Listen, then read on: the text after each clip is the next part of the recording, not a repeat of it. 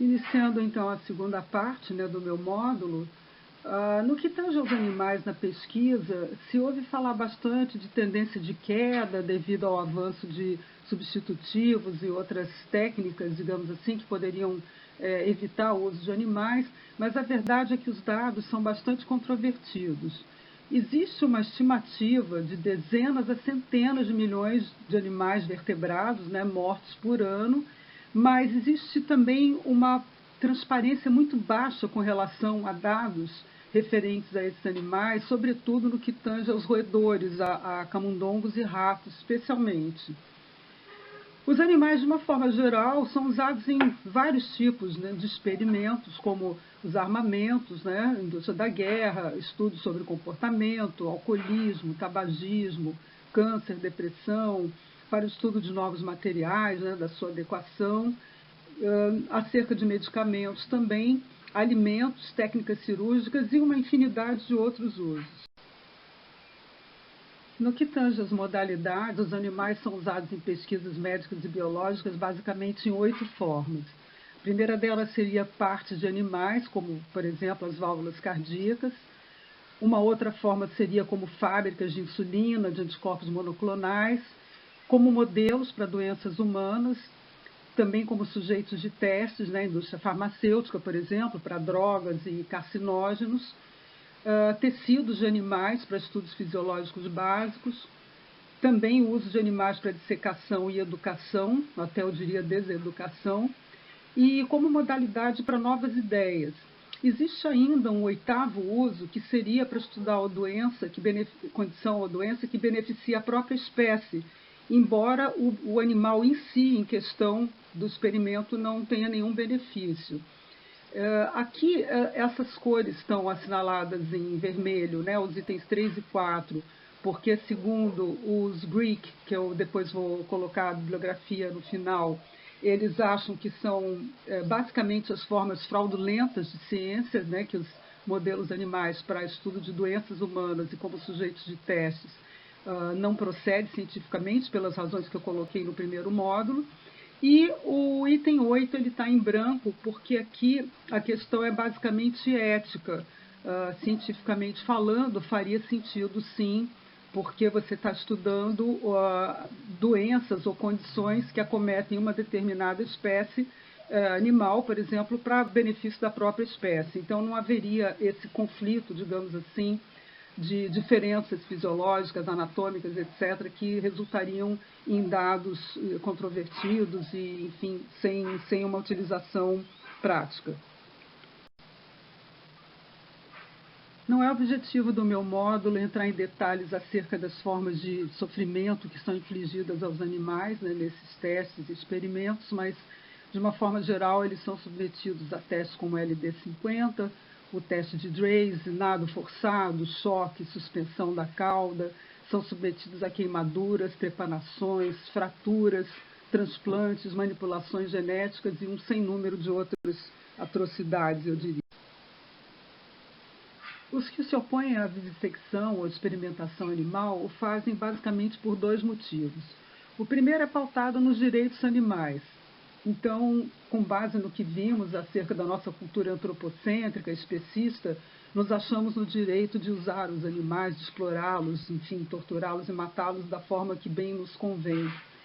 E a segunda forma de oposição seria de cunho mais científico, que eu acho especialmente interessante aqui para quem vai participar dessas comissões de ética no uso de animais, que diz respeito ao fato de os modelos animais, lembrem de 2 slides atrás, onde eu coloquei em vermelho, né, os modelos animais para testes e estudos de condição de doenças que acometem os humanos, são considerados, então, por muitos pesquisadores como fraudes em termos científicos, né? Cientificamente falando, seriam práticas fraudulentas.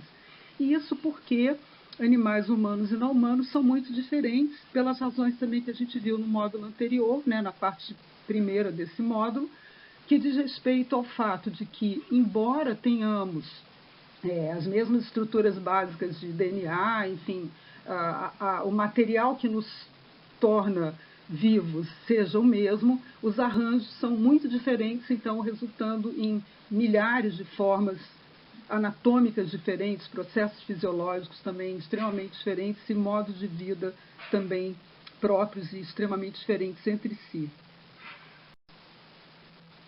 É por essa razão, então, que, segundo o Dr. Neil Barnard, com diferentes projetos, diferentes espécies, é possível provar qualquer teoria, porque existem inúmeros problemas que advêm, por exemplo, das dosagens, se maiores ou menores, das vias de inoculação das substâncias que são, então, impostas aos animais, se peritoneal, vaginal, intramuscular, por exemplo. A idade dos animais também pode ter uma influência bastante grande, diferentes linhagens, sexo e até mesmo a complexidade ambiental. Então, todos esses fatores influenciam nos resultados das pesquisas, fazendo com que esses resultados sejam conflitantes, sejam caóticos, com baixa capacidade de predição, por exemplo, com relação a um químico, se ele será tóxico ou não. Vamos então examinar rapidamente a questão dos ratos, que são uma espécie frequentemente, talvez a mais utilizada para estudar condições e doenças que acometem os humanos e também como sujeitos de testes para a toxicidade. Então, existem muitas diferenças anatômicas, fisiológicas, que afetam a absorção, a farmacocinética e o metabolismo de compostos, por exemplo, que são ministrados a esses animais nos testes, e que causam reações inesperadas com relação a um composto.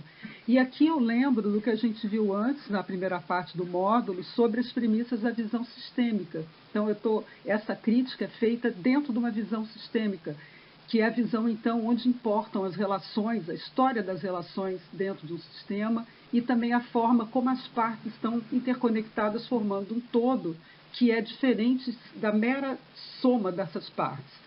Então, vamos a algumas diferenças entre nós e os ratos. Por exemplo, eles são animais que respiram obrigatoriamente pelo nariz. E isso pode afetar a forma de como uma substância entra na corrente sanguínea, como e quando, né? Então, o momento e de que forma ela entra. Também a secreção de ácido no interior do estômago é contínua, diferentemente de nós, onde ela ocorre apenas em resposta à presença de alimentos e outros estímulos. Então, essas já são duas diferenças básicas.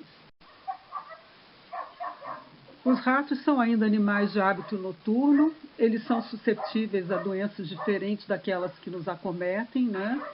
Têm diferentes requerimentos nutricionais, eles são incapazes de vomitar e têm um tempo de vida muito mais curto que o nosso. E há ainda diferenças muito importantes no que tange entre machos e fêmeas, diferentes linhagens, acho que eu já tinha mencionado isso antes, entre outras questões. Cada uma dessas diferenças concertadas entre si, também puxando aqui a imagem do slide que a gente viu na primeira parte desse módulo, podem provocar, então, discrepâncias gigantescas no que tange aos efeitos em seres humanos. Cada um desses itens aqui elencados, acerca deles poderia-se fazer vários comentários, eu vou me ater apenas ao último, ao fato deles terem um tempo de vida muito mais curto que o nosso, que pode, por exemplo, mascarar o desenvolvimento de um efeito tóxico ou até cancerígeno, por exemplo, a longo prazo, uma vez que nós vivemos muito mais do que eles. Então, em resumo, né, os ratos e camundongos, eles não são seres humanos em miniatura. Munidos, então, de uma visão sistêmica sobre o mundo e sobre a ciência, é fácil entender como os modelos animais são intrinsecamente ruins. E aqui eu cito de novo o Dr. Neil Barnard, que diz basicamente o seguinte: testar em indivíduos que não têm o mesmo DNA que você é mais ou menos como você medir a temperatura da água na pia antes de mergulhar na banheira. Uma consequência disso é que cerca de 1/3 das drogas testadas com sucesso em animais são tóxicas em humanos e outros 60% não mostram eficácia. Então, temos aí uma baixíssima taxa de eficiência, né? E no caso de drogas neurológicas, essa taxa mais baixa ainda. Então, cabe a pergunta: quando há sucesso, isso é ciência ou coincidência? Eu votaria no segundo e defendo a tese de que eventuais sucessos são a consequência de um processo massivo de experimentação no qual os bons resultados acabam aparecendo como fruto do acaso e não do rigor de premissas científicas, como a gente viu. Também não é objetivo desse módulo aprofundar o debate sobre substitutivos e alternativas, mas eu queria mencionar aqui essa solução promissora que é a tecnologia de chips em tecidos. No caso, são dispositivos, né, projetados para imitar com bastante precisão a estrutura e função de diversos órgãos humanos, como coração, pulmões, fígado, etc. E eles podem prever a eficácia e a segurança de substâncias, por exemplo, prever se um candidato a fármaco ou vacina são tóxicos ou não e se eles são eficazes, né? E isso de uma forma muito melhor do que os métodos atuais. O slide atual, ele mostra apenas imagens relativas a esse pulmão sobre um chip, né, o Lung on a Chip. Então, seria um desses métodos, dessas tecnologias de tecidos em chips. E quem tiver interesse, tem um videozinho na internet que mostra a ação, né, desse chip. É muito interessante. Eu recomendo da mesma forma, rapidamente, mais dois exemplos de substitutivos. Esse TOX-21, né, que testa 10 mil químicos sem animais, sem uso de animais. E esse dispositivo 3D que simula o sistema reprodutivo feminino e também do fígado. A guisa de fechamento dessa parte, eu listo algumas alternativas de substitutivos, novos e antigos, que juntos, ou melhor até dizer concertados, podem gerar resultados muito mais precisos do que os experimentos com animais. São eles estudos in vitro, simulações por computador, pesquisas com células-tronco, a química combinatória, epidemiologia, observação clínica, autópsias. Esses três, por exemplo, são métodos antigos, esses três últimos que eu mencionei, modelagem matemática, projeto genoma, etc. Diante de tudo que foi discutido até agora, do que vimos sobre as possibilidades de substitutivos e alternativas ao uso de animais, cabe muito bem a pergunta por que tudo isso continua. Então, infelizmente, existe a manutenção do assim chamado mundo produtivo. A indústria farmacêutica, por exemplo, é um setor extremamente lucrativo e depende diretamente ainda da experimentação animal. Vide agora produção de vacinas, né, contra a Covid. A indústria química também detém uma parte substancial do PIB mundial e também é um setor produtivo diretamente ligado à experimentação animal. E tem ainda o universo mais próximo de nós, acredito, de quem esteja no curso e de quem esteja ministrando o curso, que é o universo acadêmico, que tem ainda um interesse muito grande na produção de TCCs, né, trabalhos de conclusão de curso, dissertações, né, teses, e ainda um setor produtivo ligado ao fornecimento de gaiolas, fornecedores de animais especiais que chegam a custar uma fortuna, aparelhos de contenção e as próprias fundações de pesquisa que estão historicamente ligadas a essa linha de conhecimento, digamos assim. Então, são tradições, digamos, difíceis de quebrar.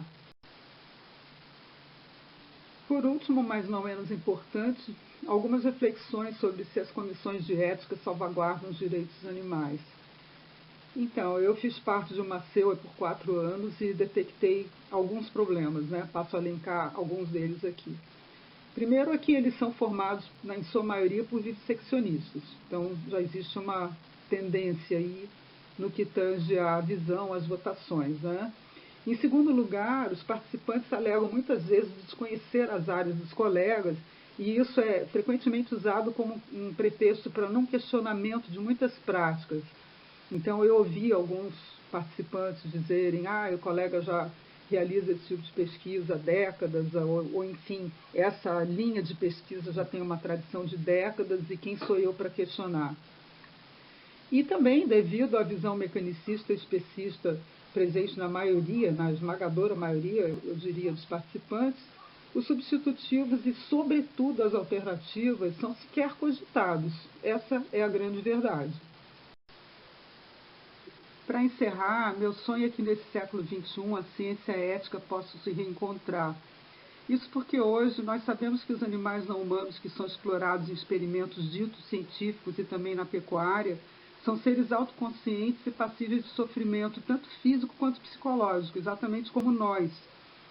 E desde Darwin sabemos que existe um contínuo evolutivo entre os animais, não somente no que diz respeito às estruturas anatômicas, mas também quanto às capacidades cognitivas e emocionais. Mark Bekoff, por exemplo, argumenta que é má biologia negar a existência de emoções, empatia e comportamento moral nos animais. Assim, todas as perspectivas apontam para o abolicionismo animal. Aqui estão as referências que serviram de base para esse módulo, lembrando que 2 delas estão diretamente disponíveis na internet e que em todos os textos há muitas outras citações e referências importantes, tá bom? Então, muito obrigada pela atenção e até a próxima. Aqui nesse anexo eu mostro algumas capas de publicações dos Greek que iluminam essa crítica científica à experimentação animal.